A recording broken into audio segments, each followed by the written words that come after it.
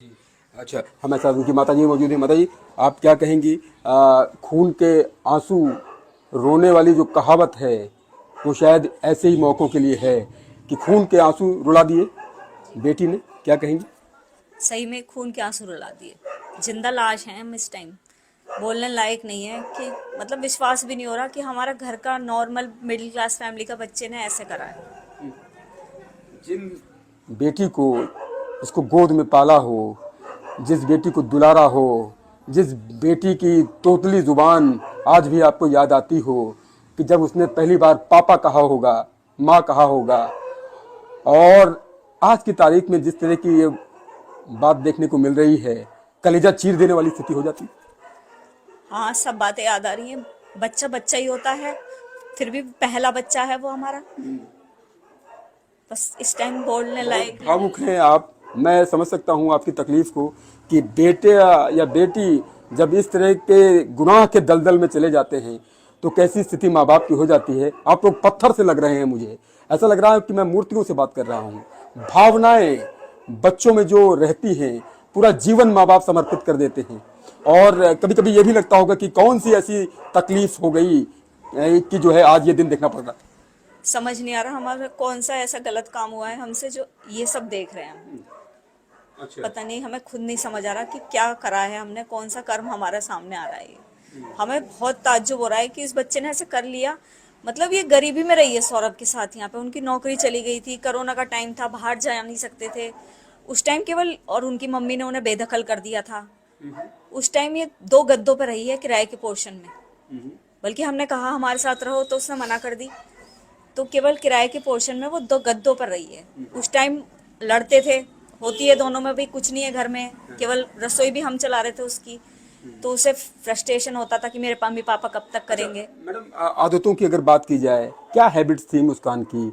और जैसा कि भाई साहब बता रहे हैं कि ये जो परिवर्तन हुआ, ये परिवर्तन जो है इसी 2019 के बाद हुआ।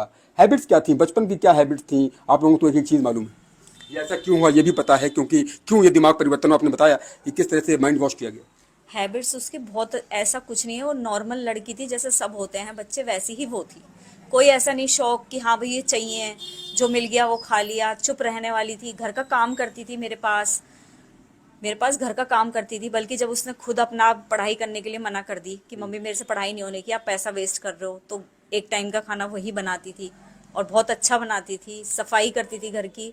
कभी हमारे घर में कोई सर्वेंट नहीं लगा। पता नहीं कैसे ब्रेन वेव वॉश हुआ है उसका, हमें खुद ताज्जुब है। ये तो वो केवल यही, ये हमारे लिए तो पहेली बन गई है मुस्कान। साहिल आपके लिए सबसे बड़ा दुश्मन है? दुश्मन दिख रहा है इस टाइम साहिल सबसे ज्यादा। अच्छा। उसी ने ही ब्रेन वॉश करा है एक लड़की का। एक नॉर्मल लड़की, मिडिल क्लास की लड़की ऐसा नहीं कर सकती।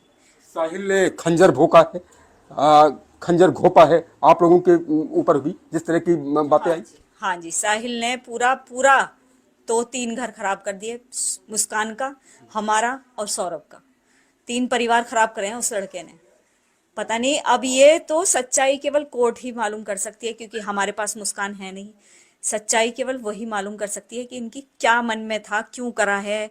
नशे की वजह से, नशे में कर सकती है वो लड़की, और वो खुद नहीं करी है, उसने नहीं कर सकती। कोई नॉर्मल लड़की नहीं मार सकती किसी को, नहीं मार सकती, मैं नहीं मान सकती। दिमागी जुनून था। हाँ, ये कोई दिमागी साइकोपन है या नशे की लत है जो उसे कराए। क्या सजा की मांग करती हैं आप? फांसी की सजा की मांग करती हूँ उस दोनों लड़के को? के साथ। हाँ, दोनों को।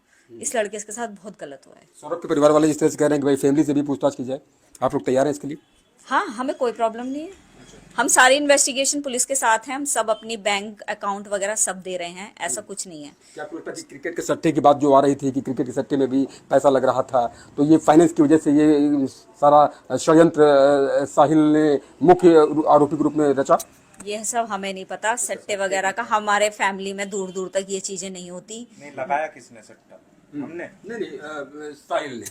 हाँ, नहीं, वो हमें चीज नहीं हमें पता नहीं कि पता इस चीज का। अच्छा, पीहू की कैसी स्थिति है? पीहू बिटिया कैसी है? देखिए, वो 6 साल की छोटी बच्ची है, अपनी फीलिंग्स एक्सप्रेस नहीं कर सकती। बच्चा है, खेल रही है, कूद रही है, लेकिन माइंड में उसके क्या चल रहा है पता नहीं चल रहा। रात रात में देर से सो रही है, 2-3 पापा के बजे। बारे में पूछती? पापा के लिए पूछती है, कहीं ना कहीं उसे पता है। मैं उससे बात करती हूँ, लंदन चले गए हैं, तो कह रही है नहीं मम्मी, भगवान की। अच्छा, माँ के बारे में?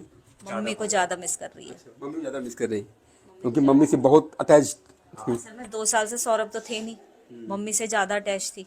कैसे मैनेज कर रहे हैं आप लोग, बिटिया को कैसे संभाल रहे हैं? रोने लगती है, हम सोच रहे हैं उसके बारे में ना पूछे तो ज़्यादा बेटर है। मैडम बहुत बहुत धन्यवाद आपका। तो आपने देखा कि किस तरह से पिताजी और माताजी जिन्होंने बताया कि क्या स्थिति है इनकी, दोनों पत्थर हो चुके हैं, पत्थर की मूर्ति जैसे हो चुके हैं, क्योंकि इन्होंने जिस बेटी को गोद में पाला दुलारा और आज जिस तरह से मुस्कान गुनाह के दलदल में है, यकीनन माँ बाप के लिए इससे खौफनाक दिन और कोई नहीं हो सकते। माँ बाप भी अपनी बेटी के लिए और साहिल के लिए सजाए मौत मांग रहे हैं। अपने कैमरा सहयोगी के साथ उमेश श्रीवास्तव, न्यूज़ 18 मेरठ।